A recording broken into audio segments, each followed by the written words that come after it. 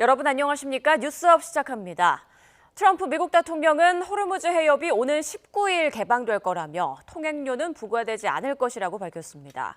그러나 60일 후속 협상 기간 이후에는 어떻게 될지 여전히 정리되지 않은 것으로 보여 협상 과정에서 난항이 예상됩니다. 워싱턴 연결해 보겠습니다. 신윤정 특파원. 미국과 이란이 종전 양해각서 합의를 발표하면서 곧바로 전자서명까지 완료했다고요? 네, 트럼프 미국 대통령은 주요 7개국 정상회의를 계기로 열린 마크롱 프랑스 대통령과 회담에서 이란과의 종전 양해각서에 서명했다고 밝혔습니다. 트럼프 대통령은 호르무즈 해협에서 유조선들이 빠져나오기 시작했다면서 공식 서명식이 열리는 오는 19일 해협은 완전 개방될 거라고 말했습니다. 트럼프 대통령 발언 잠시 들어보겠습니다. I'm very happy to say it's signed, the deal's all signed, and the strait is already partially open. 호르무즈 해협 통행료와 관련해 트럼프 대통령은 약간의 논쟁이 있었다면서도 통행료는 없을 거라고 강조했는데요. 그러면서 한동안 심하게 막혀있던 석유 공급이 원활해질 거라고 밝혔습니다. 이 발언도 들어보겠습니다. Because we have an agreement where it's going to be open. And it's toll-free. We had a little argument on that. It's toll-free. 트럼프 대통령은 이번 종전 합의의 성과 가운데 가장 중요한 건 이란이 핵무기를 갖지 못하게 되는 거라며 이란도 동의했다고 설명했습니다. 미국 안팎에서 합의문이 공개되지 않는 데 대한 의구심도 제기되고 있는데요. 트럼프 대통령은 19일 서명식 이후 공개될 거라며 매우 강력한 문서인 만큼 공개되길 원한다고 말했습니다. 동맹국으로부터 어떤 지원을 원하느냐는 질문엔 큰 도움이 필요하진 않을 것 같다면서도 몇몇 국가에서 함정 한두 척을 해협에 배치하는 건 나쁘지 않은 생각이라고 덧붙였습니다. 스위스 제네바에서 열리는 서명식에 직접 참석할 거냐는 질문에는 참석할 수도 있고 안 할 수도 있다고 확답하지 않았습니다. 네, 합의문이 공개되지 않으면서 지금 양측 모두 자국의 유리한 입장을 강조하는 것으로 보이는데 미국도 호르무즈 해협 통행료 문제가 아직 해결되지 않은 상태라는 점은 인정을 한 거죠? 네, JD 벤스 미 부통령은 방송 인터뷰에서 호르무즈 해협이 장기적으로 통행료 부과 없이 개방되길 바란다면서 향후 기술적 협상에서 풀어나갈 거라고 말했습니다. 양해각서에는 호르무즈 해협이 60일간 통행료 없이 개방된다고 명시돼 있어서 60일 이후에는 어떻게 할지를 두고 협상 과정에서 양측이 치열한 논쟁을 벌일 전망입니다. 벤스 부통령은 또 다른 쟁점인 동결자금 해제와 관련해선 트럼프 대통령의 원칙적인 입장과 비교해 다소 유화적인 메시지를 냈습니다. 이란의 핵 포기 이행에 상응해서 미국의 제재 완화 등 경제적 보상을 해줄 준비가 돼 있다는 것을 확실했는데요. 잠시 들어보겠습니다. If the Iranians are willing to give a long-term commitment, along with proper verification to giving up that nuclear weapon, we're willing to welcome them into the world economy, to lift some sanctions, and to turn over a new leaf in that relationship. 양해각서 합의 내용을 두고 양측의 입장차가 계속 노출되며 우려가 커지는 상황을 의식한 것으로 보입니다. 다만 미 당국자는 이스라엘의 레바논 철수는 MOU 합의 사항이 아니라고 밝혀서 상황에 따라 양해각서 이행에 추가 변수로 작용할 것으로 전망됩니다. 지금까지 워싱턴에서 YTN 신윤정입니다. 이처럼 106일 만에 종전 합의가 이뤄졌지만 이란의 핵 문제와 제재 완화 등 핵심 쟁점을 해결하지 못해 트럼프 행정부의 전략적인 실패라는 평가가 나오고 있습니다. 중간 선거를 앞두고 민주당도 아무것도 얻지 못한 전쟁이었다며 목소리를 높이고 있습니다. 워싱턴에서 홍상희 특파원입니다. 트럼프 미 대통령은 이란에 대한 제재 완화는 앞으로 이란의 행동에 달려있다고 강조했습니다. 고농축 우라늄 제거 등 핵 포기 절차 이행에 나서야 제재 완화가 가능하다는 원칙을 재확인한 겁니다. Mr. President, does the deal involve any sanctions relief for Iran? When would that go into effect? No, it doesn't. Well, they have to. It's really a behavioral thing. If they do what they're supposed to do, that starts taking effect. JD 벤스 미 부통령도 종전 양해각서에 서명했지만 이란에 돈을 주지는 않았다고 말했습니다. Iran doesn't get a dime of money unless they perform their obligations. And the money that we're talking about is fundamentally sanctions relief. We're not giving them American money. 전문가들은 이란 핵 문제와 제재 완화 등 핵심 쟁점을 해결하지 못한 채 종전 양해각서 합의가 이루어졌다며 앞으로의 후속 협상이 종전 합의 성패를 가르게 될 것으로 보고 있습니다. 목표로 했던 정권 교체도 달성하지 못했고 이란 내 강경파 입지를 더 강하게 했다며 트럼프 행정부의 전략적 실패라는 지적까지 나옵니다. 오히려 이란이 이번 전쟁을 통해 호르무즈 해협 봉쇄의 파급력을 입증했다며 앞으로도 강력한 무기로 사용할 거라는 전망이 나오고 있습니다.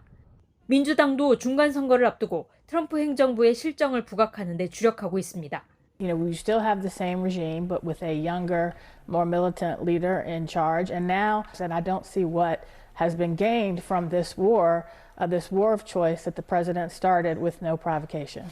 전문가들은 이란이 후속 협상에서 핵 포기와 관련해 미국이나 이스라엘이 수용하기 어려운 조건을 고집하거나 이스라엘 반발 등의 변수로 일시적인 합의에 그칠 수 있다고 우려하고 있습니다. 워싱턴에서 YTN 홍상입니다. 미국과 함께 이란 전쟁을 시작했던 이스라엘은 종전 합의와 상관없이 레바논에서 필요한 만큼 주둔하겠다는 뜻을 분명히 밝혔습니다. 이란은 레바논 공격 중단이 이번 합의의 핵심이라며 이스라엘을 강하게 비판했습니다. 이어서 정유신 기자입니다. 레바논 남부로 향하는 도로가 차량 행렬로 북새통을 이뤘습니다.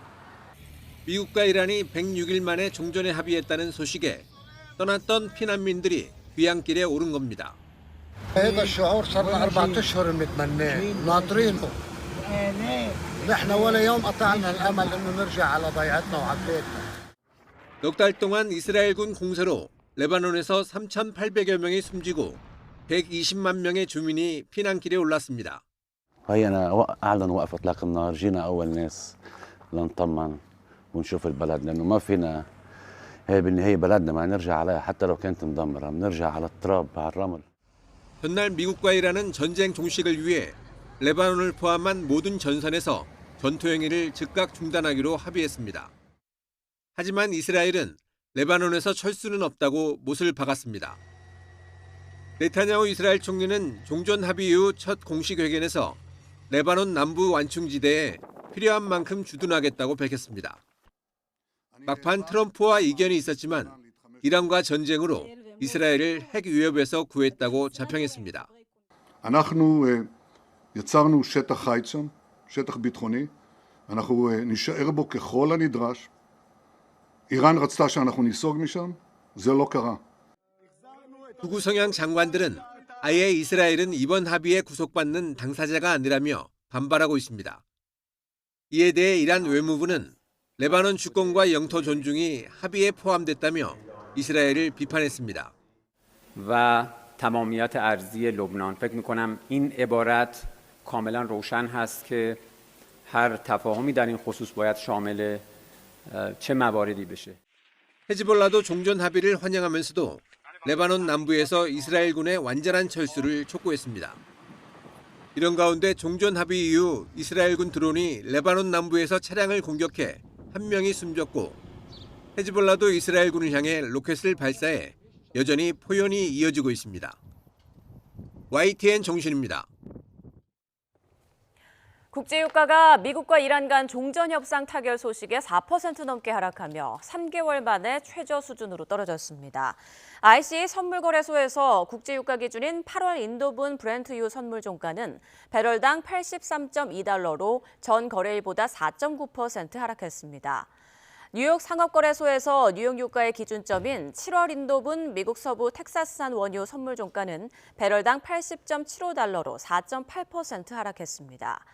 브렌트유와 서부 텍사스산 원유 가격 모두 지난 이란 전쟁 개전 초기였던 3월 10일 이후 3개월 만에 가장 낮은 수준을 기록했습니다. 서울 송파구 개표소를 둘러싸고 재선거 등을 요구하는 시위가 오늘도 계속되고 있습니다. 경찰은 경기장 안에 있는 체육단체들의 출입을 막는 행위는 업무 방해죄 소지가 있다며 강경 대응을 예고하기도 했는데요. 취재기자 연결해 자세한 내용 알아보겠습니다. 조경원 기자, 먼저 현장 상황 전해주시죠. 네, 서울올림픽공원 핸드볼 경기장에 마련된 송파구 개표소 출입문을 막아서는 시위가 오늘로 열 이틀째 이어지고 있습니다. 현재 시위 참가자들은 경기장 출입문 앞에 모여서 부정선거, 재선거 등 구호를 외치며 태극기와 성조기를 함께 흔들고 있는 모습입니다. 경기장 벽면에는 참가자들의 요구사항 등이 담긴 손팻말도 붙어 있습니다. 또 현장에서 음식과 음료 등을 나눠주며 참가자들을 서로 격려하는 모습도 엿볼 수 있었습니다. 봉쇄 시위가 계속되면서 경찰이 강경 대응을 예고했다고요? 그렇습니다. 경찰은 평화적 의사표현은 적극 보장한다면서도 불법 행위에 동조했다가는 패가망신할 수 있다며 강하게 경고했습니다. 경찰은 현재 핸드볼 선수 검문 검색과 언론인 폭행, 경찰관 모욕, 시위 참가자 간 폭행 등 시위 현장에서 벌어진 불법 행위 15건에 대해 수사하고 있습니다. 특히 유소년 핸드볼 선수들을 상대로 한 불법 검문 검색에 대해 다중의 위력을 과시한 심각한 범죄라며 10년 이하 징역에 처할 수 있는 특수강요죄를 적용해 수사하고 있다고 밝혔습니다. 또 취재진 폭행 사건에 대해서도 체포감금죄로 조사하고 있고 경찰관 모욕에 관해서도 3건의 고소를 접수해 수사하고 있다며 범행에 가담한 사람을 특정해 조만간 검거할 예정이라고 설명했습니다. 박정보 서울경찰청장은 어제 정례 간담회에서 다중 위력을 이용해 불법 행위를 하는 경우 훨씬 중하게 처벌받는다며 아무 생각 없이 동조했다가는 나중에 큰 책임을 져야 한다는 걸 시위 참가자들이 유념했으면 좋겠다고 거듭 강조했습니다. 네, 경기장 안 시설을 사용하는 체육단체들의 불편도 계속되고 있는데 펜싱 대표팀은 오늘 출국을 앞두고 있다고요? 그렇습니다. 펜싱 국가대표 선수들은 모레 예정된 아시아 펜싱 선수권 참가를 위해 오늘 출국할 예정입니다. 하지만 펜싱 칼을 비롯한 장비와 경기 물품 등이 모두 경기장 안에 있어 꺼내올 수 없는 상황입니다. 이 밖에도 수중핀 수영 국제대회도 오는 22일 열릴 예정이지만 대표팀 관계자들의 출입이 제한되고 있어 대회 준비에 차질이 이어지고 있습니다. 유승민 대한체육회장은 어제 기자회견을 열고 국가가 위탁한 공공 업무가 방해받고 있고 선수들의 권익과 체육인들의 생존권이 침해받고 있는 상황이라며 공권력 투입을 공식 요청했습니다. 지금까지 사회부에서 YTN 조경원입니다. 이런 가운데 국민의힘은 어제 긴급 최고위원회의를 열고 투표용지 부족 사태가 불거진 서울과 경기, 인천, 광주, 전남과 부산, 울산 등 6개 지역에 대해 선거 소청을 제기하기로 했습니다. 국민의힘은 이들 6개 지역에 대해 광역단체장과 기초단체장, 광역의원 선거 등의 소청을 제기하기로 했는데 정점식 원내대표는 회의 뒤 기자들과 만나 해당 지역에 대한 전면 재선거 요구는 아니라고 설명했습니다. 이어 투표를 못한 사례가 발생한 지역에 국한해 선거 결과에 어떤 영향을 미쳤는지 판단해달라는 것이지 투표용지 부족 투표소 인근에 문제가 없던 기초단체장 선거 등은 선거 소청의 대상이 아니라고 덧붙였습니다. 더불어민주당은 국민의힘이 6개 선거구 재선거 소청을 의결한 데 대해 선거 불복이자 당리당략을 위해 부정선거에 편승한 구태라고 비판했습니다. 강준현 수석대변인은 어제 서면 논평에서 국면 전환용 묻지마 소청과 위헌적 음모론 선동을 철회하고 국회의 진상규명 절차에 즉각 동참하라고 촉구했습니다. 이어 국민의힘의 행태는 주권자의 신성한 대의를 부정하고 새로운 지방정부 출범을 앞둔 지역사회에 극심한 혼란을 야기하는 명백한 선거 불복 행위라고 강조했습니다. 또 선거 부실 관리를 바로잡는 것과는 아무 상관이 없으며 사퇴 압박을 무마하고 지도부 붕괴 위기를 면피하려는 장동혁 대표의 무책임한 정략적 술수일 뿐이라고 언급했습니다. 6.3 지방선거 당일 중앙선거관리위원회 선관위원 9명 가운데 2명만 선관위 청사로 출근한 것으로 파악됐습니다. 국민의힘 김은혜 의원이 중앙선관위에서 받은 관계자 청사 출입 기록을 보면 노태학 당시 선관위원장과 위철환 당시 상임위원만 지난 3일 경기 과천청사에 나온 것으로 기록됐습니다. 비상임 선관위원 7명은 본투표일 당일 청사로 출근하지 않았고 선거 전 마지막 청사 출근은 이틀 전인 지난 1일로 당시 회의 참석차 청사를 찾은 것으로 나타났습니다. 이에 대해 중앙선관위는 비상임위원 7명은 청사에 상주해 근무하지 않고 집무실도 없다면서 이들 모두 본투표 당일 심야에 소집된 긴급위원회의에는 참석해 장시간 회의를 진행했다고 해명했습니다. 선관위가 소쿠리 투표 사태 당시 성과급을 단돈 1,000원 빼고 전부 집행해 논란을 빚고 있다는 사실 앞서 YTN이 단독 보도로 전해드렸는데요. 무려 58명 부정 합격 의혹이 불거졌던 3년 전 자녀 특혜 채용 논란 때도 선관위는 성과급 예산 대부분을 챙겼습니다. 박희재 기자의 단독 보도입니다. 3년 전인 지난 2023년 선관위는 이른바 아빠 찬스 의혹으로 홍역을 치렀습니다. 특히 선관위 최고위급 실무진 자녀들이 부정 채용 의혹에 연루된 것으로 드러나며 파장이 컸습니다. 자진 사퇴시킬 의향이 있으십니까 없으십니까? 그럼 본인의 의사... 저러니까요. 따님 사직서 내게 해줄 겁니까? 제가 결정한 문제는 본인 의사... 이후 감사원 조사 결과 지난 2013년부터 10년에 걸친 경력 채용 가운데 규정 위반만 무려 878건이 드러나는 등 총체적 부정 채용 의혹이 상당 부분 사실로 드러나기도 했습니다. 그런데 YTN 취재 결과 선관위는 부정 채용 의혹이 처음 세상에 밝혀지며 국민적인 공분을 샀던 지난 2023년에도 성과급만큼은 꼬박꼬박 챙겨온 것으로 확인됐습니다. YTN이 확보한 당시 인건비 자료를 보면 근무 성적 등이 우수할 때 지급하는 성과상여급에 배정된 예산은 85억 2,040만 5천 원으로 그보다 한 해 전 소쿠리 투표 논란이 있었던 지난 2022년보다 2억 원 정도 늘었습니다. 선관위는 이 가운데 83억 6,319만 5천 원, 사실상 전액에 가까운 98.1% 수준을 직원들에게 성과급으로 나눠줬습니다. 소쿠리 투표에 이은 아빠 찬스 부정 채용 의혹으로 고위직들은 사퇴하고 조직에 대한 여론의 비판이 빗발치는데 성과급 예산은 증액됐고 실제 대부분 집행되는 등 선관위 내부 분위기는 그리 나쁘지 않았던 셈입니다. 중앙선관위는 YTN의 관련 질의에 예산 범위 안에서 지급했다고 밝혔습니다. 또 당시 감사 대상이었던 비위 의혹 당사자들은 올해가 돼서야 성과급 지급에서 제외했다고 해명했습니다.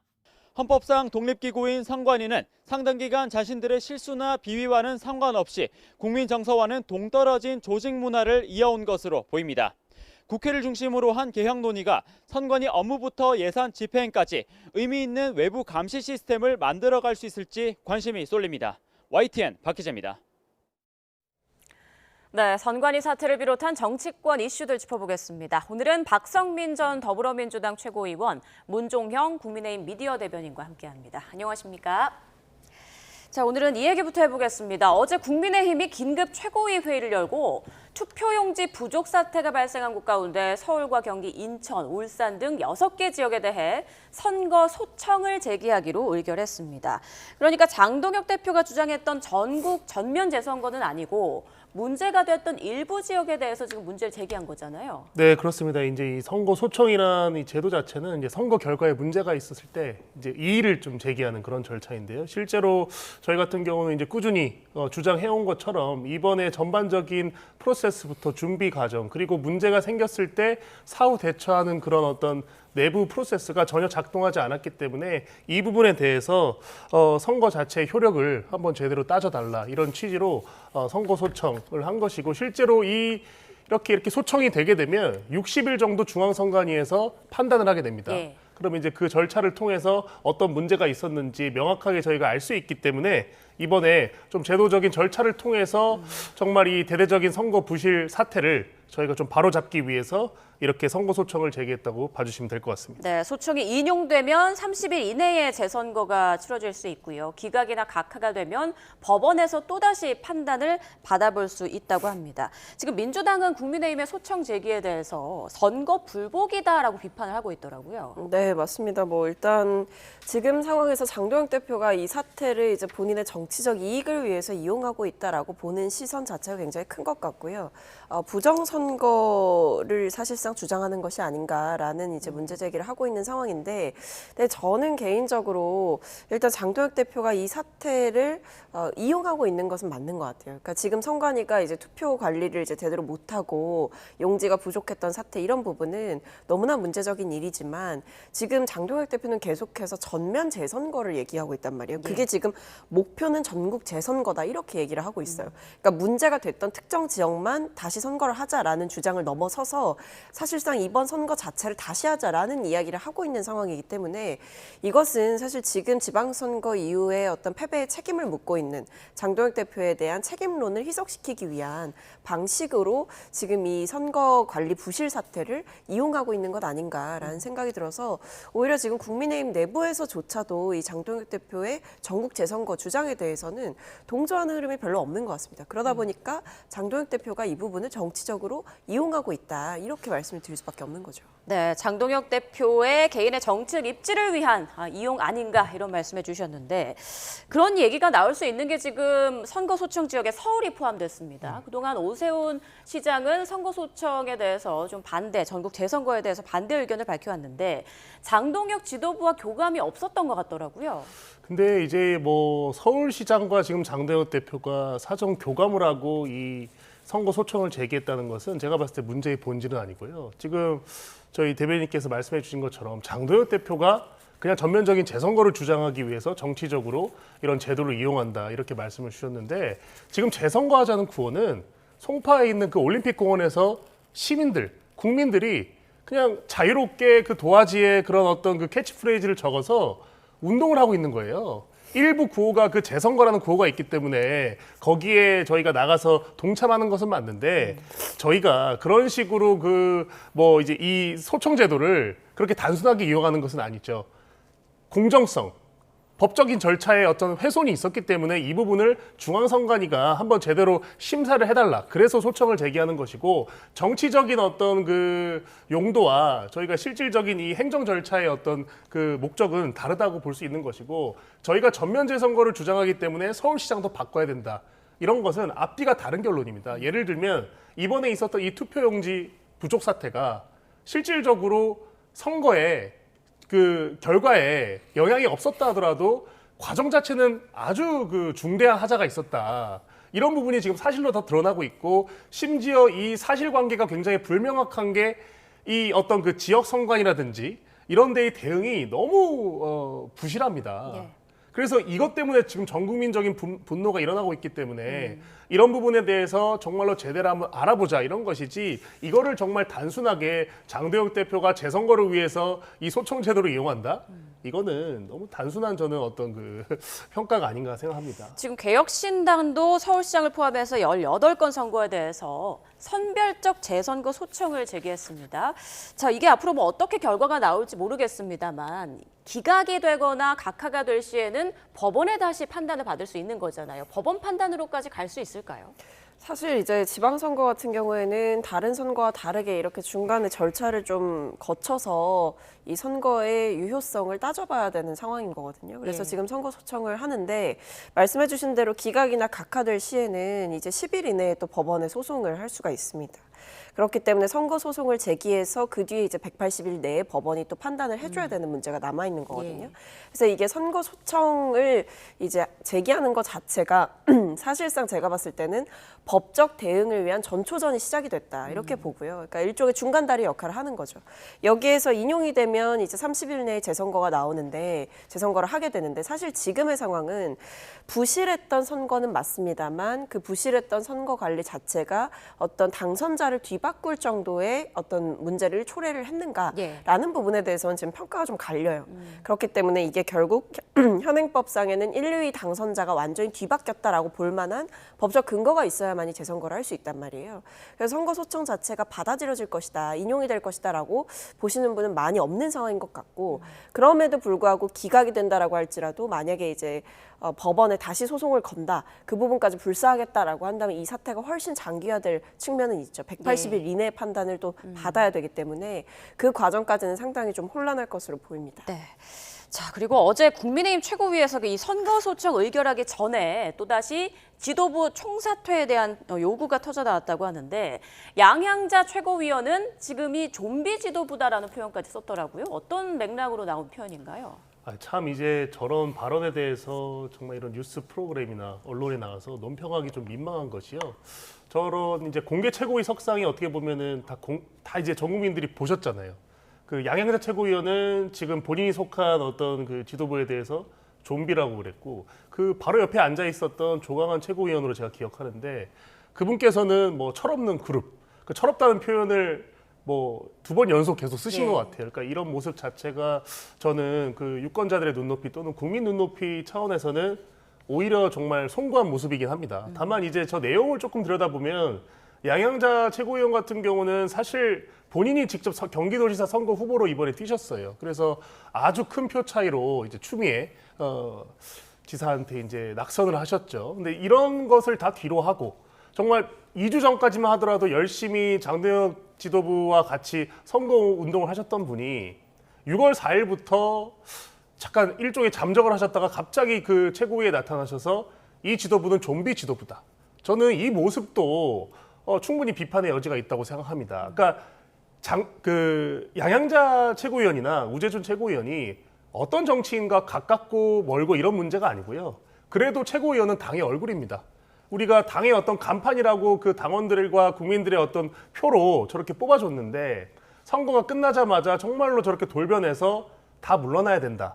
이렇게 하시는 모습이 과연 얼마나 많은 국민들과 당원들에게 지지를 받을 수 있을지 저는 회의적으로 봅니다. 네, 어쨌건 장동혁 대표의 사퇴 여부를 놓고 국민의힘 내부에서 갈등이 점점 격화되고 있음은 분명해 보이는데 내일이나 모레 이제 의원총회가 열릴 예정이지 않습니까? 분위기 좀 어떻게 전망하세요? 의원총회가 분위기가 이제 뜨거울 것 같습니다. 왜 그러냐면 저도 이제 사실 뭐 개인적으로 조금 아쉬웠던 부분은 장동혁 대표가 이 6.3 선거 당일날 이제 부실 선거 사태가 발생하면서 사실 그날 새벽부터 어떻게 보면 이 선거 부실 사태에 대해서 굉장히 정치적으로 많이 외치셨어요. 근데 그에 비해서 이번 선거 결과 12대 4라는 이 성적표에 대해서는 제대로 된 어떤 그 정치적인 정견이나 이런 것들을 표명한 적이 아직은 없다고 보거든요. 그렇기 때문에 그간 원내 의원들도 의원총회를 통해서 이 부분에 대해서 허심탄회하게 얘기를 하자. 근데 표현은 허심탄회라고 할 수 있지만 사실 그 실상은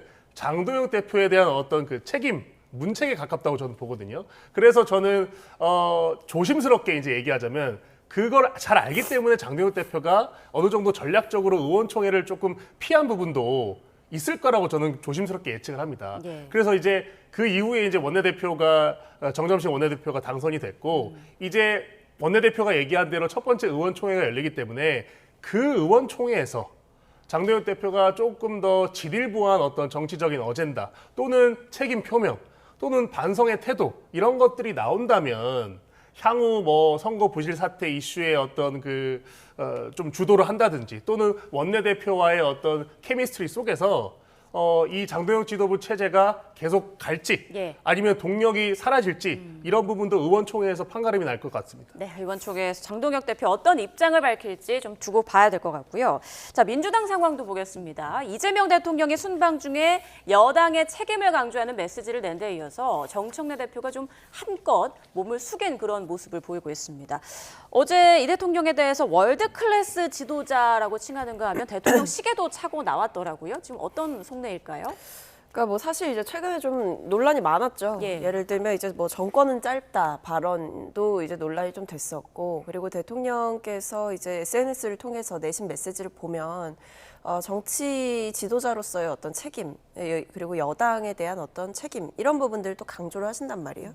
그렇기 때문에 이 부분은 대통령이 굉장히 일관되게 메시지를 내고 있다고 저는 봅니다. 일단 첫 번째로 여당에 요구하는 것이, 그리고 그 여당에 국민들이 바라는 것이 어떤 선명한 공격성이 아니라 국민의 삶에 대한 어떤 비전과 이해를 제시해야 된다.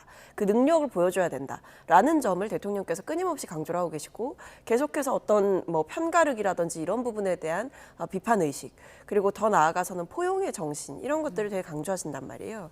그래서 저는 지금 이 선거 결과에 대한 아쉬움도 대통령께서 솔직히 표명을 하셨고, 더 나아가서 지금 책임의 언어, 뭐 우리 진영을 넘어서는 어떤 통합의 언어, 바다, 그릇, 이런 말들이 계속 나온다는 것 자체가 여당에 좀 변화를 주문하고 있다, 변화를 바라고 있다라는 생각이 들기 때문에 사실 지금 굉장히 좀 살얼음판 같은 분위기인 것 같습니다.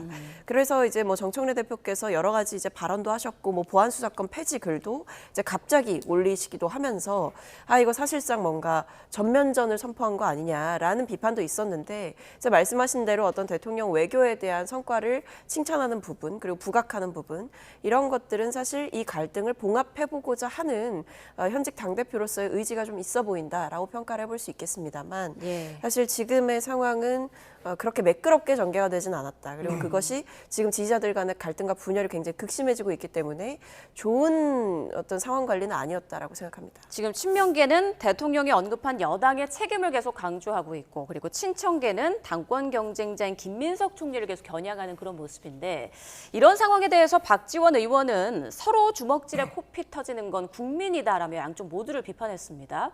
이런 상황이 계파 갈등이 당 지지도나 또 대통령 지지율에 계속 또 악영향을 미치지는 않을까요? 어떻게 보세요? 저는 당연히 뭐 악영향을 미칠 수 있다고 봐요. 왜냐하면 일단 선거가 끝나고 이제 여당 내에서 아무래도 이제 국민들께서 어떤 변화를 바라셨다라고 한다면 내부에서 좀 반성적 평가와 성찰이 대동단결해서 이루어지는 모습들을 좀 보고 싶으셨을 것 같은데 지금의 양상은 오히려 차기 전당대회를 앞두고 이제 그 권력 투쟁이 굉장히 격화된 시점이거든요. 이제 시작이 된 거예요. 그래서 사실 이것이 무엇을 위한 싸움인가 저도 묻지 않을 수가 없고 결국 여당으로서의 책임이라고 하는 것은 이제 정부의 성공을 만들어내는 것, 끝까지 이제 성공한 정부로 남게 하는 것, 그리고 정부와 잘 협력해서 일을 해 나가는 것 이런 부분이 이제 여당의 책임일 수 있을 것 같은데 지금의 상황은 지방선거 이후 제대로 된 어떤 그 반성과 성찰이 선거 결과에 대해서 있느냐.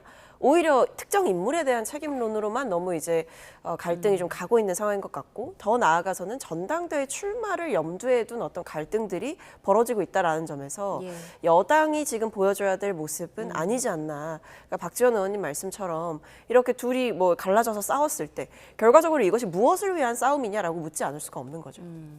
말씀하신 그 배경 때문일까요? 최근 나온 여론조사 결과를 보면 이 대통령의 지지도가 4주 연속 내림세를 보이면서 한 달 만에 9%포인트나 하락했습니다. 지금 이런 대통령 지지도 추이에 대해서 국민의힘에서는 어떻게 보고 있습니까?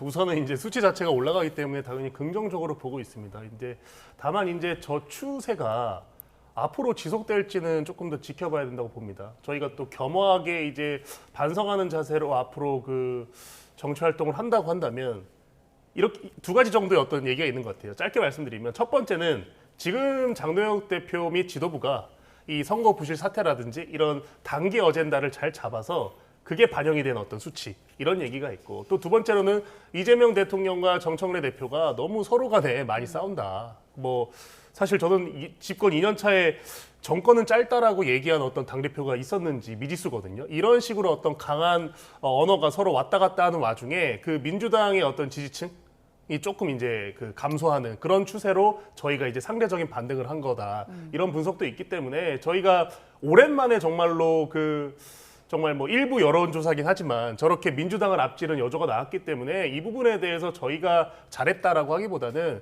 현재 저희가 지금 잘하고 있는 것은 더 잘하고 또 이제 뭐 아까 말씀하셨듯이 의원총회 이런 데서 또 저는 그 당내 내분이나 여러 가지 분열적인 목소리가 또 많이 나올 거라고 보거든요. 이런 부분도 저희가 정무적으로 또 잘 관리를 해서 국민들이 듣고 싶어하는 목소리를 앞으로 내는 것이 저 지지율 추이를 계속해서 유지할 수 있는 어떤 방안이 아닌가 생각합니다. 네, 국민의힘 장동혁 대표는 사퇴론에 반격하면서 최근 오름세를 보이고 있는 이 같은 지지율을 언급하고 있는 그런 모습인데 동아줄을 잡았다라는 얘기가 나오더라고요. 이런 평가에 대해서는 어떻게 생각하세요?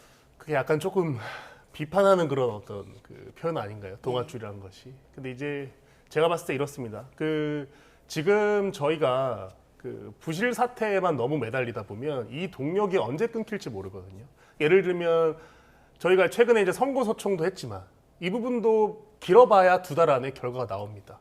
그리고 실질적으로 대부분의 법률 전문가들이 전면적인 재선거가 되기에는 굉장히 힘들다라는 평가를 이미 하고 있어요. 그렇다면 장동혁 대표가 정치적인 어떤 승부수를 위해 이런 선거 소청, 일종의 이슈 파이팅을 하는 거고 결국 저희가 장기적으로 봤을 때는 이번 지방선거에 대해서 어떤 스탠스를 견지하고 어떻게 받아들일 것인가, 그게 국민들한테 어떻게 보일 것인가, 이게 중요한 것인데 아직 그 부분에 대해서는 사실 명쾌한 어떤 해답, 모습을 내놓지 못하고 있어요. 그렇기 때문에 저도 지금 뭐 제가 대변인실에 속한 만큼 저희 지도부가 잘 되길 바라고 또 앞으로 더 오랫동안 정말로 잘 하길 바란다면 이 지방선거 결과에 대해서 장도혁 대표의 입을 통해서 메시지가 나와야 된다. 그리고 그 메시지는 통합 화합도 중요하지만 우리가 이때까지 잘 못했던 거. 예를 들면 서울시장 선거는 이겼지만 그 선거 캠페인에 일종의 그 지도부가 거리를 뒀던 이런 문제에 대해서까지도 우리 지도부가 명확하게 답을 내놔야지 국민들께서 납득을 하고 그러면 장도혁 지도부한테 한 번 더 힘을 줘야겠구나. 이런 어떤 판단을 하실 수 있다고 봅니다. 네, 민주당에서는 대통령 지지율이 하락하고 있는 점, 그리고 정당 지지율에서 크로스가 일어난 점 등에 대해서 굉장히 뼈아플 텐데 앞으로 좀 어떻게 국민에게 모습을 보여야 된다고 생각하세요? 일단은 사실 지금 있는 어떤 갈등과 분열의 양상은 장기전이 될 일은 아닌 것 같고요. 이제 최대한 좀 정리를 할 필요가 있을 것 같은데 인위적인 정리보다는 시스템을 통한 정리가 더욱더 정확하겠죠. 저희가 이제 8월에 전당대회가 예정이 되어 있기 때문에 전당대회 과정에서 여러 가지 당연히 부딪히는 부분이 있겠지만 후보들 간에 그럼에도 전당대회를 통해서 새로운 리더십이 선출이 되는 그 과정까지 지방선거에 대한 제대로 된 성찰과 그리고 여당으로서의 어떤 겸손한 모습, 포용적인 태도, 그리고 이재명 정부가 이제 집권 2년 차를 맞이한 만큼 여당으로서 입법적으로 이 국민들의 삶을 위해서 뒷받침할 부분이 뭔지 이런 부분들도 굉장히 중요할 것 같습니다. 그래서 저는 지금의 갈등을 좀 조속히 정리할 필요가 있다. 무엇을 위한 싸움인지 돌아본다면 이것이 사실상 권력만을 위한 다툼이라고 한다면 저는 국민들께 다가가기 어렵다라고 보고, 그리고 이 지지율과 관련해서 하나만 좀 찝자면 제가 봤을 때 성관이 사태도 영향이 큰 것 같아요. 성관이 사태에 대해서 민주당도 이 성관이를 비판하고 지적했지만 이것이 상대적으로 민주당이 덜 적극적이어 보이지 않는 거 아닌가, 이 부분에 대해서는 좀 정확히 짚어봐야 될 필요가 있을 것 같습니다. 네, 알겠습니다. 자, 두 분 말씀은 여기까지 듣죠. 오늘은 박성민 전 더불어민주당 최고위원, 문종형 국민의힘 미디어 대변인과 함께했습니다. 고맙습니다.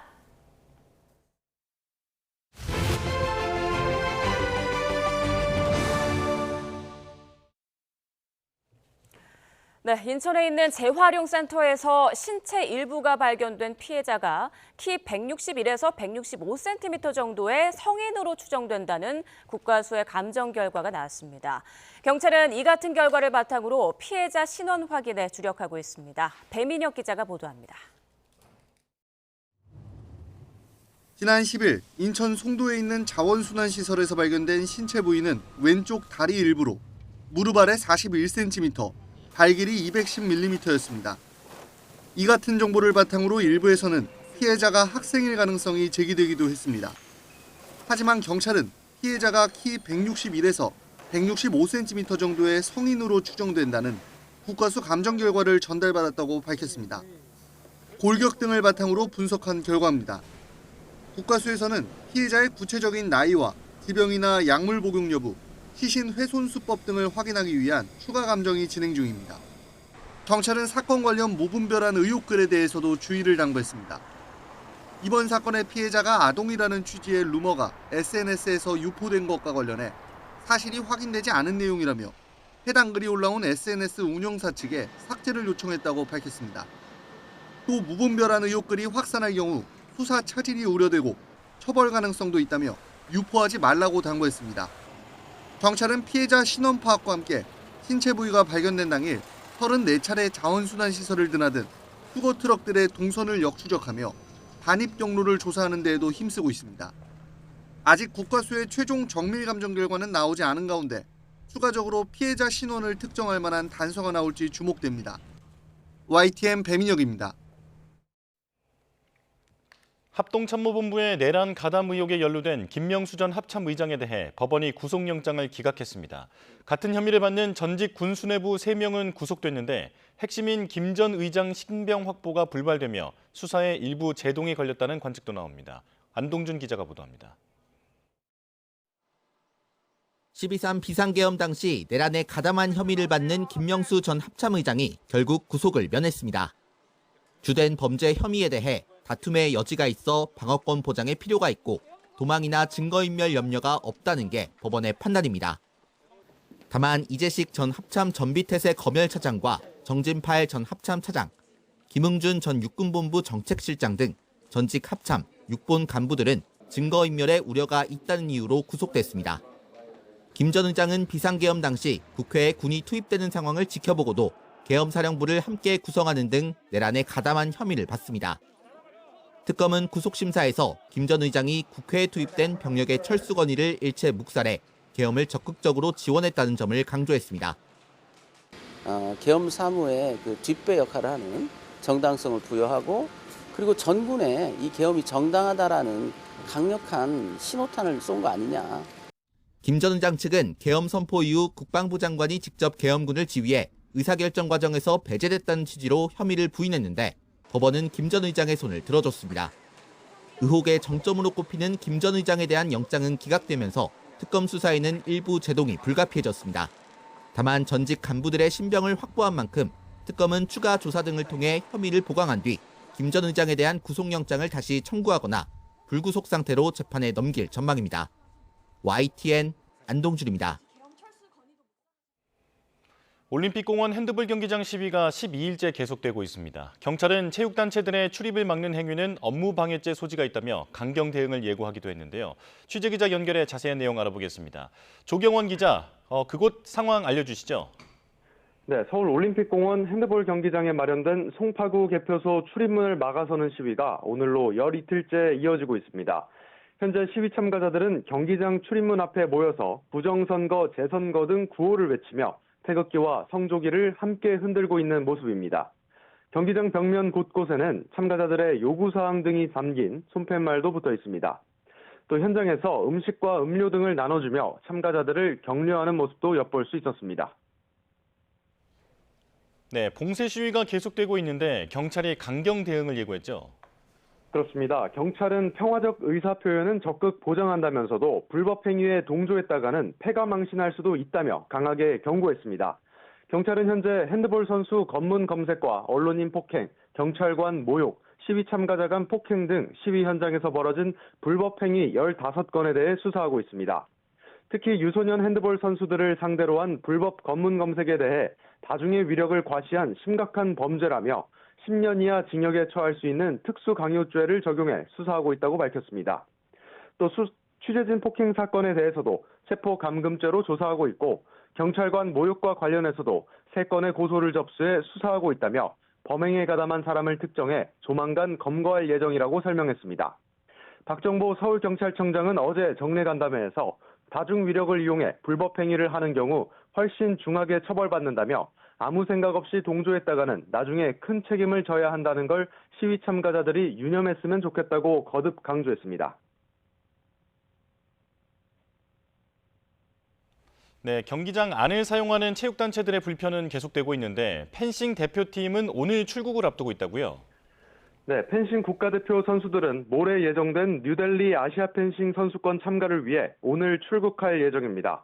하지만 펜싱칼을 비롯한 장비와 경기 물품 등이 모두 경기장 안에 있어 꺼내올 수 없는 상황입니다. 이 밖에 세계 핀 수영 선수권 대회도 오는 22일 인천에서 열릴 예정이지만 대표팀 관계자들의 출입이 제한되고 있어 대회 준비에 차질이 이어지고 있습니다.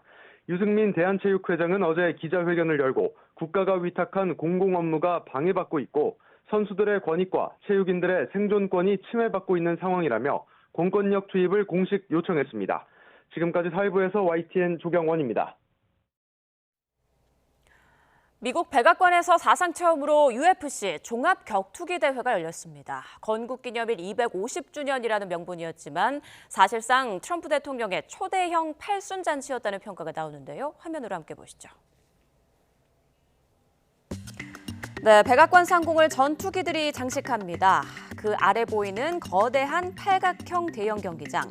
건국 250주년과 트럼프 대통령의 80세 생일을 기념한 UFC 경기를 위해 임시로 설치된 건데요. 상단 구조물은 성조기를 연장시키는 파란색과 흰색, 붉은색으로 꾸며졌습니다. 한눈에 봐도 성대하게 준비된 이번 대회 개최에 무려 3천만 달러, 우리 돈 450억 원가량이 든 것으로 알려졌습니다.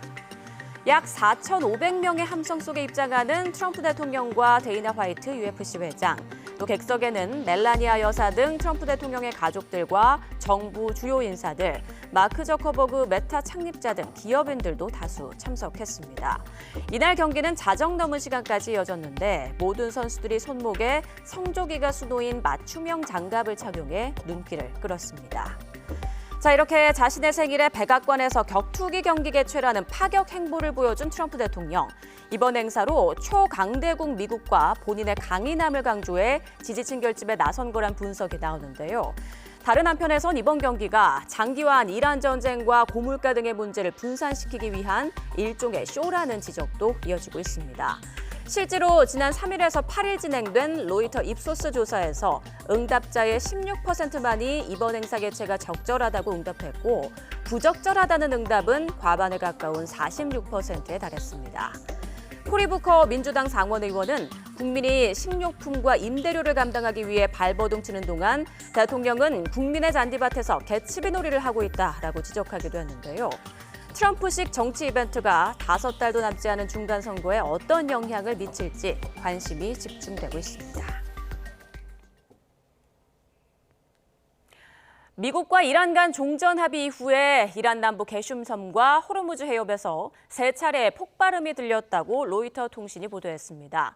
로이터에 따르면 이란 반관영 메으르 통신은 현지 시간 어젯밤에 2차례, 오늘 새벽에 1차례 큰 폭발음이 들렸다고 전했습니다. 메으르는 이번 폭발이 호르무즈 해협에서 발생했고 해협 내 선박 통행 관리와 관련이 있는 것으로 보인다고 설명했습니다. 이슬람 혁명 수비대나 이란 현지 당국은 이번 폭발음과 관련해 확인하지 않았습니다. 네, 미국과 이란이 종전 합의 타결을 발표하고 양해각서에 서명하기로 하면서 60일간 후속 협상을 하기 위한 시간을 벌었습니다. 하지만 호르무즈 해협 통과 비용과 이란의 동결 자금 해제 등 핵심 쟁점을 두고 양측의 입장차가 드러나면서 험로를 예고하고 있습니다. 런던에서 조수연 특파원입니다. 이란 외무부는 미국과 60일간의 후속 협상 이후 호르무즈 해협 통과 비용을 징수하겠다는 입장을 분명히 했습니다. 항해 지원과 환경 보호, 기타 서비스 비용을 충당하기 위한 거라며 통행료가 아닌 수수료라고 강조했습니다.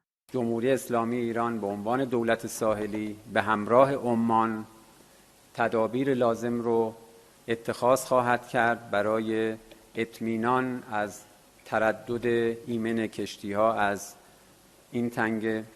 이란 반관영 파르스 통신은 소식통을 인용해 종전 양해각서에서 이란의 호르무즈 해협 통행 수수료 징수권이 인정됐다고 보도했습니다. 최종안의 호르무즈 해협의 해상 항행 서비스 관리는 이란과 오만이 결정한다는 내용이 명문화됐다며 해상 서비스란 이란의 수수료 징수 권리를 미국이 공식 인정했음을 의미한다는 겁니다. 이는 궁극적으로 통행료가 영구 면제될 것이라고 한 트럼프 대통령의 주장과 충돌하는 내용으로 유럽에서도 반대의 목소리가 나오고 있습니다. 이에 따라 통항 자유 보장을 비롯한 종전 후속 상황이 주요 7개국 정상회의에서 핵심 의제로 논의될 전망입니다. Nous allons tout faire d'abord pour que cet accord soit une réalité.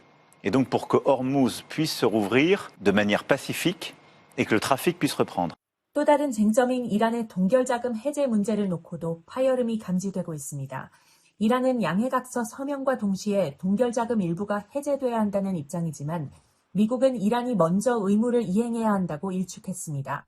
양측은 오는 19일 스위스에서 양해각서 서명과 실무회담을 시작하기 전 이번 주 카타르 도하에서 예비 접촉하기로 했습니다.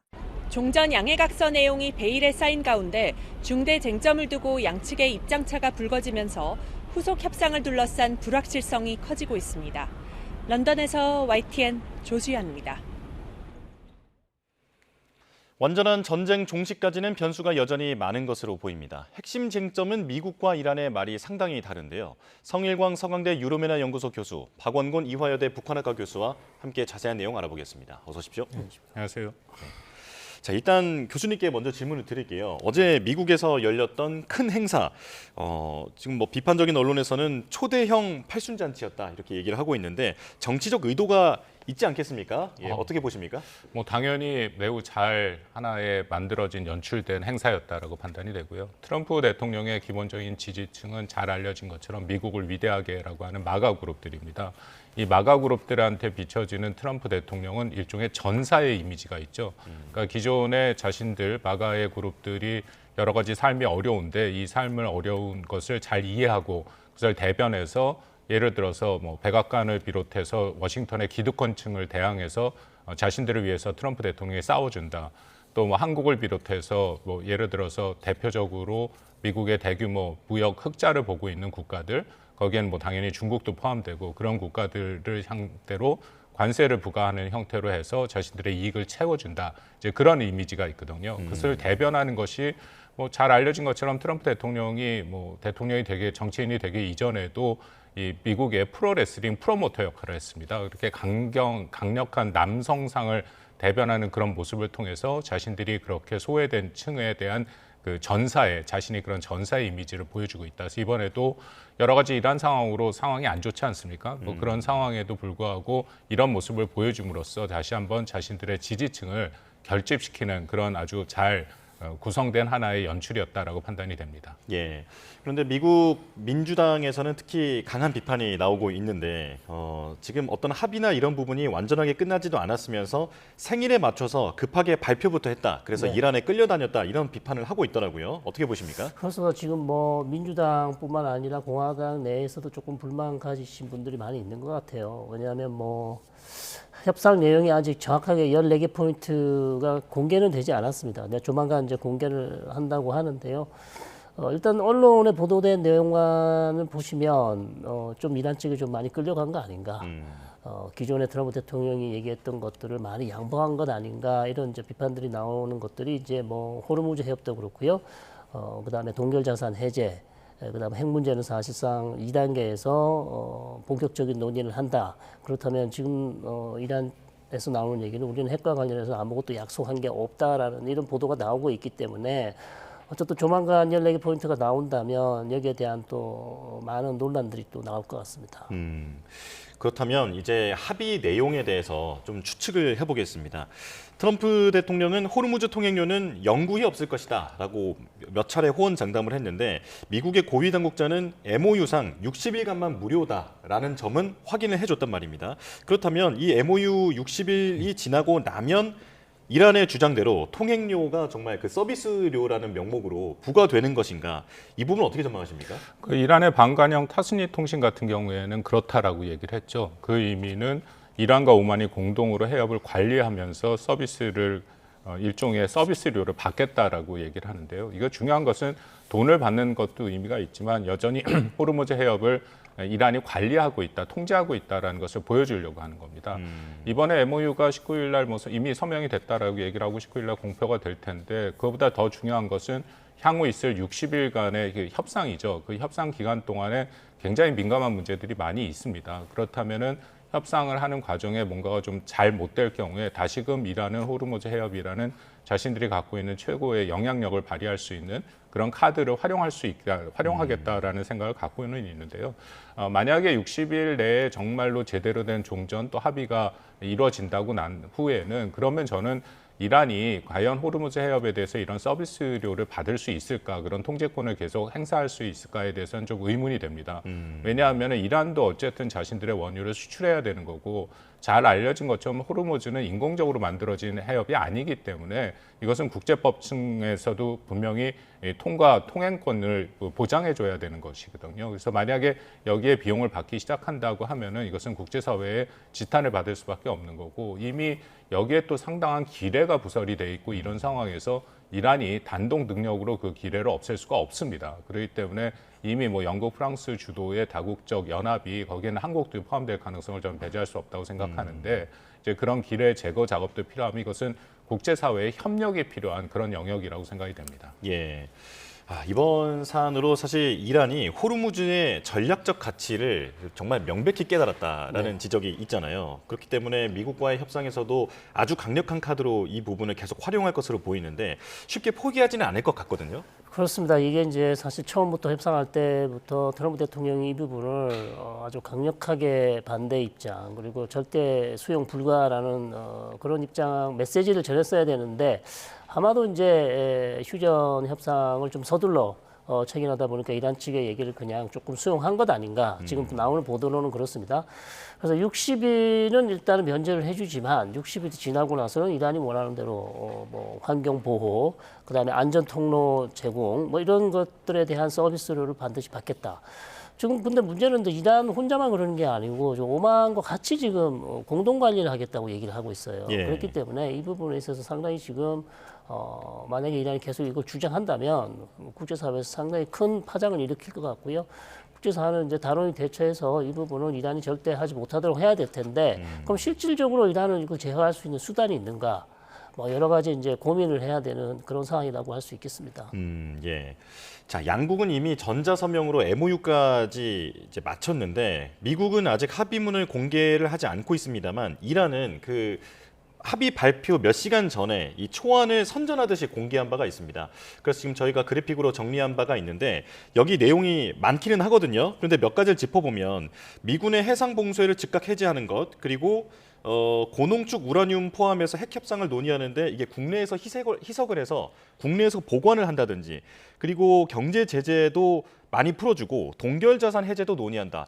여러 가지 내용이 나왔는데 물론 이란의 주장입니다만 이 내용으로 보면 이란이 정말 상당한 성과를 거둔 것 같거든요. 어떻게 평가하십니까? 그렇습니다. 이 내용만 보고 보면 그렇죠. 근데 문제는 하나하나의 해석의 여지가 다 열려 있고 이미 여기에 대해서 미국은 다른 입장을 굉장히 많이 얘기를 하고 있다. 예를 들어서 방금 말씀하신 고농축 우라늄 같은 경우에는 이것도 입장이 다르죠. 440kg으로 알려진 60%의 고농축 우라늄을 미국이 처음에는 전량 반출을 하라 했는데 좀 물러서긴 했습니다. 그런데 중요한 것은 그러면은 이란 내에서 국제사회에서 예를 들어 IAEA의 사찰이나 국제 사찰단이 들어가서 분명히 그것을 현지 폐기하는 것, 이제 그런 것들을 확인해야 된다라고 얘기했는데 반면 이란의 입장은 이것을 폐기하는 것이 아니라 희석해서 사용하겠다고 또 얘기를 하는 거고요. 이거 외에도 기본의 농축 우라늄의 권리를 갖는 문제가 있는데 이것도 사실은 트럼프 행정부에서 좀 양보를 했죠. 처음에는 제로 농축이라 하다가 일정 수준 농축이 가능하다. 근데 그것도 과연 어떤 수준에 또 얼마만큼의 기간에 가능할 것인가에 대한 얘기도 하나도 지금 맞는 게 없고요. 또 하나 가장 핵심은 결국 동결자금 해제 문제인데 이 문제도 입장이 굉장히 다르게 나타나고 있다. 예를 들어서 뭐 이란은 당연히 MOU 서명 직후에 240억 달러의 동결 자금 중에 최소한 120억 달러는 선 해제를 해야 된다 얘기를 하고 있고 거기에 대해서 JD 벤스 부통령 같은 사람은 그거 아니다. 이것은 이란이 선제적으로 이행하는 모습을 보여주고 특히 핵 문제에 대해서 전향적인 그런 어떤 제도나 어떤 조치가 취해졌을 이후에 이것을 동결 자금을 풀 수 있다라고 얘기를 하기 때문에 이것은 선 이행 후 보상을 얘기하고 있고 이란은 선 보상 후 이행을 얘기하고 있기 때문에 앞으로 60일간의 그 협상이 굉장히 지난할 수밖에 없다. 그렇게 판단이 됩니다. 교수님께서는 어떻게 평가하십니까? 이게 사실 트럼프 대통령은 그 오바마 합의보다는 무조건 진전돼야 한다라는 입장이잖아요. 네네. 지금 내용으로 보면 그래 보이진 않거든요. 그렇습니다. 여러 면에서 오바마보다 더 나은 합의인가 의문점을 갖게 합니다. 일단 뭐 동결자금 해제, 그다음에 이란 경제 재건을 위해서 3천억 달러를 또 걸프 국가들의 어떤 신용 공여라든지 여러 가지 자금을 받아서 또 해준다고 하지 않았습니까? 그리고 고농축 우라늄도 사실상 지금 이란 내에서 그냥 희석하는 걸로 만약에 결정이 됐다면 트럼프 대통령이 얘기하는 것이 정말 오바마보다 더 나은 협정인지 전혀 지금 그런 느낌이 들지 않아요. 그렇기 때문에 트럼프 대통령은 계속해서 자기 성과라고 얘기하고 있지만 내용을 들여다보시면 사실상 오바마 때 합의보다 조금 모자란 것 아닌가. 예를 들어서 뭐 제재 해제도 오바마 때는 미국 관련해서 1차 제재 해제는 조금 하지 않았단 말이죠. 경제 제재를. 그러나 지금 나오는 이란 쪽에서 나오는 얘기는 2차 세컨더리 보이콧, 2차 제재뿐만 아니라 미국과 이란 간의 어떤 거래, 즉 1차 제재도 해제해 줄 수도 있다. 이런 얘기도 나오고 있어요. 그런데 그게 사실이라면 훨씬 더 후퇴한 것이 아닌가. 자, 이런 이제 비판을 받을 수밖에 없는 그런 상황이죠. 예, 지금 상황으로 보면 일단 보도된 내용으로만 보면 이란이 판정승을 거두는 듯한 지금 그런 분위기로 흘러가고는 있습니다. 물론 앞으로 변수가 계속 나타날 것 같긴 한데요. 또 그리고 MOU에 언급이 되어 있는 부분이 이 중동 재건 기금입니다. 3천억 달러가 명시가 되어 있는데 이 돈을 어떻게 마련할 것인가, 여기에서 그동안 계속 지지부진하게 협상이 이어지지 않았습니까? 이게 배상 성격인지 보상 성격인지 이런 걸 양측이 어떤 대화를 나눴을까요? 3천억 달러의 재건 기금이라는 게 가장 비현실적이다. 그런 평가를 받고 있죠. 그러니까 이거 방금 말씀하신 것처럼 이란의 일종의 배상금으로 이걸 얘기하는 거고, 뭐 당연히 미국은 전쟁에서 자신들이 완전히 패배하지 않았는데 배상금을 주는 건 말도 안 된다 하면서 일종의 재건기금으로 얘기를 했고, 또 미국은 여기서 분명한 입장을 얘기하는 게 3천억 달러의 미국이 내는 돈은 한 푼도 없다. 이것은 결국 걸프 국가들이 돈을 내야 된다라고 얘기하는데요. 우리가 봤듯이 걸프 국가들은 이란에 의해서 가장 피해를 많이 받습니다. 근데 그런 국가들은 그렇기 때문에 이란을 사실상 적으로 생각하고 있는데 재건기금을 낼 가능성은 커 보이지 않는다라는 그런 문제고요. 예. 또 하나는 현실성이 떨어진다고 말씀을 드린 게 2018년에도 이라크 IS 전쟁 때 걸프 국가들이 재건기금을 그때 모았었는데 그때 한 100억 달러 정도가 모였거든요. 그럼 3천억 달러면 이게 30배나 되는 돈인데 과연 그것이 모일 수 있을까? 근데 다만 최근에 UAE의 사례가 좀 재미있는 것이 있는데 로이터 보도에 따르면 UAE가 이미 이란이 공격을 중단하는 그런 대가로 30억 달러를 전달했다라는 그런 보도가 나오고 있습니다. 그 이후에도 뭐 100억 달러에서 200억 달러까지 합의를 했다라고 얘기를 하고 있죠. 그래서 전반적으로 저는 재건기금을 걸프 국가들이 낼 가능성은 크지 않지만 만약 그 재건기금을 모은다면은 이런 식으로 비밀 협상을 통해서 일정 수준 보존이 되지 않을까, 그 정도까지는 가능하려고 생각합니다. 교수님께서는 이 큰 금액이 도대체 어디에서 나올 거라고 보십니까? 그러니까 뭐 다른 미국이 내지 않는다면 사실 다른 국가들이 낼 만한 국가는 걸프 국가밖에 없어요. 그렇기 때문에 걸프 국가는 어쨌든 이란과 잘 지내고 이란의 안전을 보장해 준다면 어느 정도의 금액은 낼 가능성 충분히 있죠. 그러나 이렇게 많은 자금까지 3천억 달러라는 큰 자금까지 낼 수 있을지는 알 수는 없으나 뭐 카타르, 우리 교수님께서 또 예수해 주셨지만 UAE 같은 국가들 사실상 전쟁 중에 이미 이란과 어떤 물밑 대화를 통해서 어떤 자금을 전달하고 사실 공격을 하지 말아달라. 카타르는 또 이런 비밀 협상도 시도를 했었거든요. 예. 그렇기 때문에 아마도 트럼프 대통령은 걸프 국가들이 좀 자금을 대주고 그것을 나중에 또 뭐 사업들을 통해서 다시 돌려받는 어떤 이란 내 어떤 사업들을 통해서 다시 자금을 회수할 수 있는 그런 사업의 기회도 생각하고 있는 것 같아요. 그렇지 않고 그냥 재건기금을 내라고 하기는 좀 어렵지 않습니까? 그렇기 때문에 만약 재건기금을 만든다면 걸프 국가 위주로 갈 수밖에 없다. 이렇게밖에 안 보입니다. 예. 그렇다면 이번엔 이스라엘과 관련이 깊은 내용들을 좀 보겠습니다.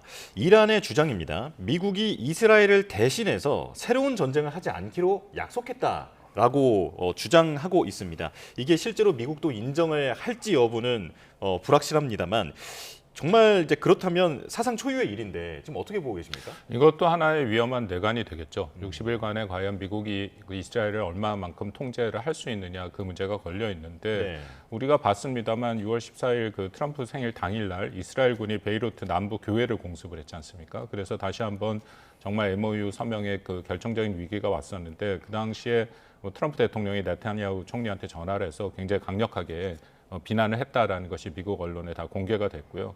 그 어쨌든 문제는 이스라엘이 레바논에서 철군을 그 이란이 말하는 MOU에는 당연히 이제 포함이 되는데 그것을 원치 않는다는 것은 분명하고 또 미국의 입장에서도 이 부분을 좀 애매하게 얘기를 하고 있습니다. 이란 측 MOU에 포함되어 있긴 하지만 이것은 뭐 미국 측에서는 반드시 그래야 되는 것은 아니다라는 또 얘기가 있거든요. 의무에서 사실상 배제하고 있다.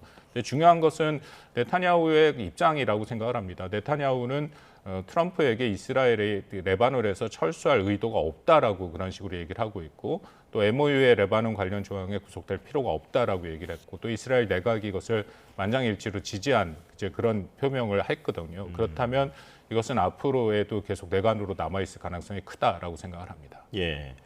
이제 네타냐후는 정치적 위기도 상당한 것으로 이미 알려져 있고 그리고 총선도 앞두고 있는데 전쟁을 과연 그렇게 쉽게 포기를 할까 어떻게 보십니까? 포기하기 어렵죠. 포기하기 어려운 상황이고 결국 뭐 이란 측은 계속해서 이번 휴전 협정의 내용 조항 중에 모든 전선에서 전쟁을 중단한다. 여기는 이제 레바논, 즉 이스라엘과 헤즈볼라가의 전쟁이 포함되어 있잖아요.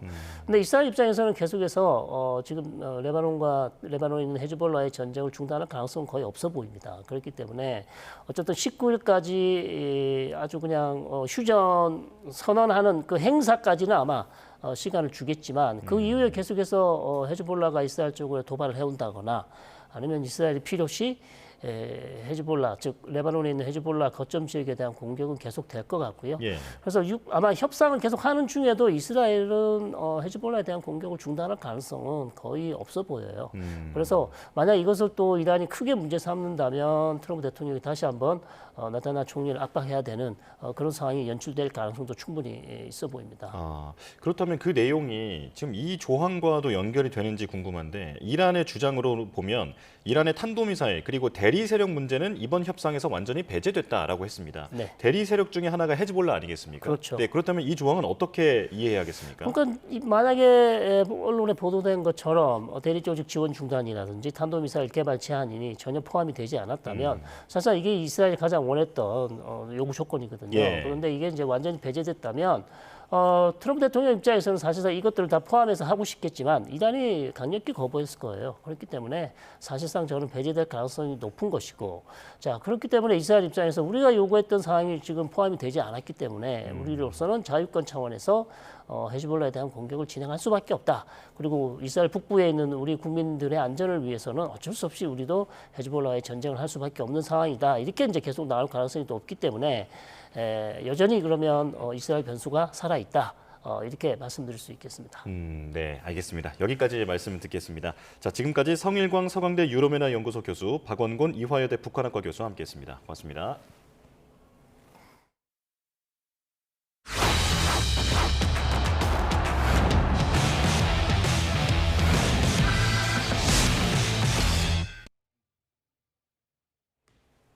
월드컵 소식입니다. 홍명보 감독이 이끄는 축구대표팀이 멕시코전을 사흘 앞두고 본격적인 전술훈련을 펼쳤습니다.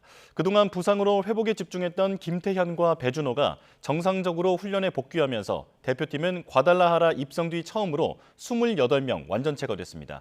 현장 가보겠습니다. 양시창 기자. 네, 멕시코 과달라하라입니다. 네, 김태현 선수 그리고 배준호 선수가 드디어 정상적으로 훈련에 합류했다고요?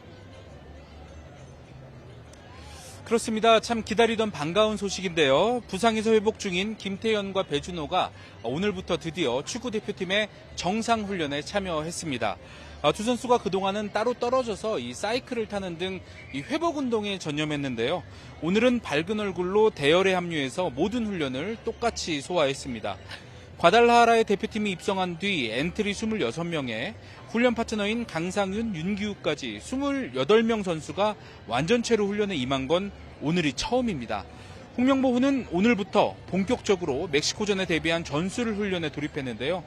공격 2선의 배준호와 이 센터백 김태현이 합류하면서 홍명보 감독이 쓸 수 있는 선택의 폭도 그만큼 넓어졌습니다. 멕시코전에서는 공격 라인에 변화를 줄 것이란 전망이 많은데 이 배준호의 복귀로 선수들은 더 치열한 주전 경쟁을 펼치게 됐습니다. 체코전에서 빛을 본 이 상대팀 맞춤형 전술 훈련이 다가오는 멕시코전에서는 또 어떻게 드러날지 기대됩니다. 네, 축구대표팀의 멘털 코치가 우리 선수들의 정신 건강이 아주 잘 무장되어 있다라고 극찬을 했다고요? 그렇습니다. 오늘 현장에서는 이번 대회에 처음 도입된 축구대표팀의 멘털 코치이자 이 중앙대학교 병원 정신의학과 교수인 한덕헌 교수의 인터뷰가 진행됐는데요. 한 코치는 말씀대로 우리 선수들의 정신 건강 상태가 매우 훌륭하다며 극찬을 아끼지 않았습니다. 특히 지난 체코전에서 월드컵에 처음 선발 출전한 이기혁에 대해서는 이 스포츠 심리학의 상식이 무너졌다면서 부담이 많을 수밖에 없는 경기였는데 떨지 않았다고 놀라워했습니다. 또 대표팀 전체적으로 정신이 매우 안정적이라며 이 스포츠 정신의학에 몸담은 25년 동안 많은 팀에서 일했지만 지금 이 축구대표팀은 정말 특별한 팀이고 소위 되는 팀이다, 이런 평가를 내렸습니다. 한 코치의 이야기 직접 들어보시겠습니다. 선수들의 심리 상태를 정말 한 단어로 표현하라면 영어로 스테이블, 딱 그 단어가 지금 현재 선수들한테 가장 잘 맞는 것 같습니다. 2차전은 우리 반드시 이길 거야, 이게 자만하지도 않고 2차전에는 어떻게 준비하고 그걸 어떻게 이제 또 만들어 가야 되는지, 그래서 저희 스포츠 심리에서는 그거를 이제 게임을 준비하고 즐긴다라고 얘기하는데 딱 그 상태에 놓여 있는 것 같습니다. 한 코치는 홈팬들의 일방적인 응원이 펼쳐질 멕시코전에 대한 압박감도 우리 선수들의 현재 상태라면 걱정할 것 없다고 확신했는데요. 한 코치 진단대로 멕시코전에도 우리 선수들이 정신적으로도 흔들림 없이 경기에 임해서 좋은 결과를 가져오면 좋겠습니다. 지금까지 멕시코 과달라하라에서 YTN 양시창입니다. 네, 요즘 조별리그가 한창 진행 중인데요. 우리나라와 일본이 32강이나 16강에서 만날 수 있다는 전망이 나오고 있습니다. 남은 경기 결과와 대진표가 맞아떨어질 경우 사상 첫 월드컵 본선에서 한일전이 성사될 수 있다는 건데요. 경우의 수는 크게 세 가지입니다. 화면으로 함께 보시죠. 첫 번째 시나리오는 한 팀이 조 1위, 다른 한 팀이 조 3위, 와일드카드로 진출하는 경우입니다. 예를 들어 우리나라가 A조 1위, 그리고 일본이 F조 3위거나 반대로 우리나라가 A조 3위, 일본이 F조 1위를 차지하면 32강에서 맞대결이 성사됩니다. 하지만 두 팀 가운데 한 팀이라도 조 2위가 되면 성사가 불발될 수밖에 없어서 실현 가능성은 크지 않습니다. 두 번째 경우의 수 보겠습니다. 양국 모두 조 3위로 32강에 진출하는 건데요. 이 경우 한국은 G조 1위, 일본은 D조 1위와 32강전을 치르게 되는데 여기에서 우리나라와 일본이 모두 승리할 경우 16강에서 만날 수 있다는 겁니다. 양팀의 전력이나 지난 1차전의 결과를 고려하면 한국이나 일본 모두 조 3위로 예선을 통과할 가능성은 크지 않아 보이는데요. 또 모두 예선에서 조 1위를 차지한 강대국을 꺾어야만 16강에 올라갈 수 있기 때문에 실현 가능성이 가장 낮은 시나리오로 볼 수 있습니다. 그러나 만약 한국이 A조 2위, 일본이 F조 1위를 달성한 후 32강에서 각각 승리를 거머쥐는 경우 16강에서 대망의 한일전이 이뤄지게 됩니다. 실제로 지난 카타르 월드컵에서 양국 모두 16강에 진출했었는데요. 그런 점에서 세 가지 시나리오 중 가장 실현 가능성이 큰 경우의 수입니다. 한국과 일본은 월드컵 본선에서 단 한 번도 맞붙은 적이 없습니다.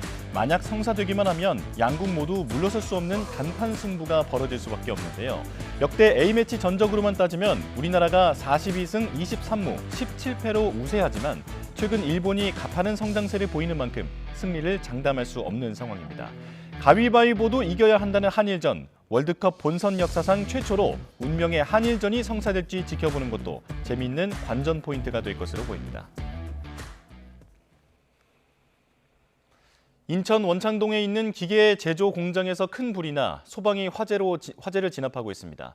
소방은 한때 대응 2단계를 발령하고 소방 헬기까지 동원해 진화 작업을 벌였습니다. 취재기자 연결해 자세한 내용 알아보겠습니다. 이수빈 기자, 화재 현장 관련한 제보가 잇따랐다고요?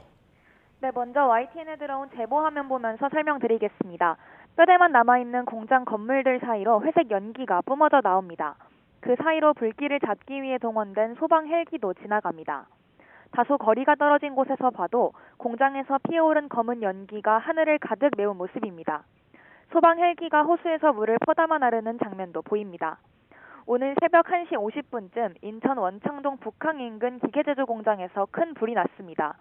소방은 새벽 4시쯤 인근 소방서 인력과 장비를 모두 동원하는 대응 2단계를 발령했고 확산세가 잦아들자 새벽 6시쯤 대응 1단계로 하향해 진화 작업을 이어가고 있습니다. 네, 얼른 진화가 돼야 할 텐데요. 다친 사람은 없습니까? 네, 공장 관계자들이 모두 퇴근한 뒤에 불이 나면서 인명피해나 대피 인원은 지금까지 없는 것으로 파악됐습니다. 다만 화재가 발생한 곳이 공장 밀집 지역이고 불길이 주변으로 옮겨 붙으면서 근처에 있는 17개 업체 23개 동이 불에 탔습니다. 소방은 인원 285명과 장비 102대를 동원해 불이 난 곳을 사방으로 둘러싼 형태의 저지선을 구축한 뒤 진화하고 있습니다. 인천 서구청은 재난안전 문자를 보내 인근 주민은 불이 난 지역으로 진입을 자제하고 차량은 우회해달라고 당부했습니다. 소방당국은 불을 끄는 대로 구체적인 화재 경위와 피해 규모 등을 조사할 방침입니다. 지금까지 사회부에서 전해드렸습니다. 이번엔 증시 살펴보겠습니다. 미국과 이란 사이의 종전 합의 소식에 코스피가 오늘도 상승세를 이어가고 있는데요. 오늘 시장은 어떤 양상으로 흘러갈지 개장 화면 직접 보겠습니다. 자, 코스피와 코스닥 색깔이 다른데요. 코스피는 상승하고 있고 코스닥은 반대로 하락하고 있습니다. 코스피 1.76% 오른 8,696포인트로 개장해서 지금은 상승폭을 더 키웠습니다. 8,700선을 넘어서서 현재 8,705포인트 지나가고 있습니다. 코스닥은 0.48% 오른 1039포인트로 출발했는데 지금은 하락 반전에서 0.49% 빠진 1029포인트 지나가고 있습니다. 종전 합의 소식에 뉴욕 증시가 급등 마감했는데요. 특히 반도체 기술주가 강세를 보였는데 우리 증시에도 연이틀 훈풍이 예상됩니다. 프리마켓부터 삼성전자, SK하이닉스가 급등했는데 정규장에서도 현재 흐름이 이어지고 있는 것으로 보이고요. 그리고 원달러 환율도 보겠습니다. 환율도 우하향으로 방향을 튼 것으로 보이는데 종전으로 유가가 내려가고 그리고 미국이 기준금리를 인상할 거라는 우려가 해소되면서 시장의 투자 심리에 지금 안도감이 불고 있는 상황입니다. 오늘 원달러 환율 2.5원 오른 1,513.6원으로 개장했습니다. 지금까지 개장 상황 살펴봤습니다. 미국과 이란이 종전에 합의하는 데 성공했다는 소식에 뉴욕 증시 3대 지수는 일제히 급등했고 유가는 급락했습니다. 나스닥에 상장된 미 우주 항공기업 스페이스X의 기업 공개 공동 주관사들이 추가 물량을 배정해 신규 자금 조달액이 130조 원으로 늘게 됐습니다. 뉴욕에서 이승윤 특파원입니다. 우량주 30개로 구성된 다우존스 30 산업평균 지수. 종전 합의 소식에 전장보다 0.92% 오르며 사상 최고치를 경신했습니다. 대형주 위주의 S&P 500 지수도 1.66%, 기술주 중심의 나스닥 종합지수는 3.07% 급등했습니다. 국제유가 기준인 브렌트유 선물 종가는 배럴당 83.2달러로 전 거래일보다 4.9% 급락했습니다. 7월 인도분 미국 서부 텍사스산 원유 선물 종가도 배럴당 80.75달러로 4.8% 하락하며 두 유가 모두 3개월 만에 최저로 떨어졌습니다. The market clearly has been, trading on that information, since the beginning of this. This is on the back of kind of a, general risk on tailwind, a lot of excitement about the AI trade. 이런 가운데 미국 우주항공기업 스페이스X의 기업 공개, IPO 공동 주관사들이 추가 물량을 배정했습니다. 그린슈 옵션으로 불리는 추가 배정 선택권은 미국 대규모 기업 상장 때 활용되는 제도로 거래 시작 뒤 주가 급변동을 억제하는 역할을 합니다. IPO 공동 주관사들의 그린슈 행사로 최종 발행 주식은 6억 3,889만 주로 늘었고 상장을 통한 신규 자금 조달액은 130조 원으로 확대됐습니다. 일론 머스크 최고 경영자는 스페이스X의 매출이 2030년에 1조 달러에 도달할 수 있다며 기대감을 높였고 주가는 19.6% 올랐습니다. 스페이스X가 곧 지수에 편입되는 것도 특정 시장 지수의 흐름을 따라가며 투자하는 패시브 투자자들의 투자를 받을 수 있는 호재로 꼽힙니다. 스페이스X는 오는 26일 파이낸셜 타임스 스톡 익스체인지 FTSE 러셀에 29일엔 모건 스탠리 캐피털 인터내셔널 MSCI 지수에 편입될 전망입니다. 뉴욕에서 YTN 이승윤입니다. 네, 방금 들어온 속보 전해드리겠습니다. 봉쇄 잠실개표소 입주 체육단체들이 지금 진입을 시도하고 있다는 소식이 조금 전 들어왔습니다. 경찰이 신입 시도 현장에 대화와 정보 경찰 등을 투입한 상황인데요. 지금 현장 화면 보여드리고 있습니다. 네, 지금 올림픽 공원에 위치한 핸드볼 경기장 앞의 모습을 저희가 실시간으로 보여드리고 있는데요. 지금 송파구 개표가 이뤄진 서울 올림픽공원 핸드볼 경기장 출입문을 막아서는 시위가 오늘로 12일째 이어지고 있는 상황입니다. 지금 체육단체들이 안쪽에 사무실을 둔 곳이 많은데 업무에 차질이 있다면서 안쪽으로 진입을 시도하고 있는 상황인데요. 경찰도 지금 이 자리에 함께하고 있는 상황입니다. 네, 경찰이 집회와 시위 현장을 대응하는 방송 차량도 지금 대비해 놓고 있는 상황이고요. 체육단체는 앞서 9일부터 진입을 시도했습니다.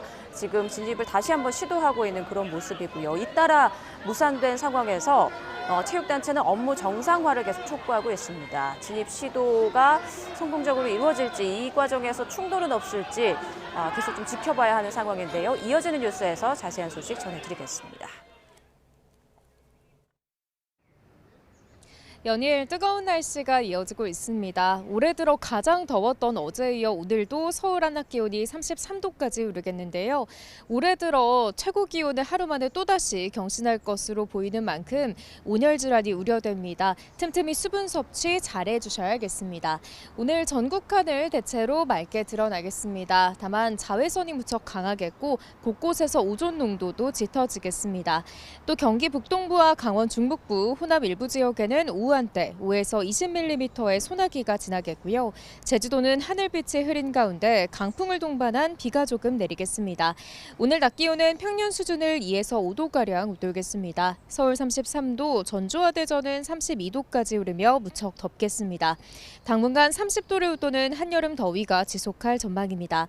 모레까지는 달의 인력이 강해 해수면의 높이가 높은 대족입니다. 만주시 저지대 침수 피해에 유의해 주시기 바랍니다. 지금까지 YTN 윤수빈입니다. 뉴스업 마칩니다. 내일 다시 뵙겠습니다. 고맙습니다.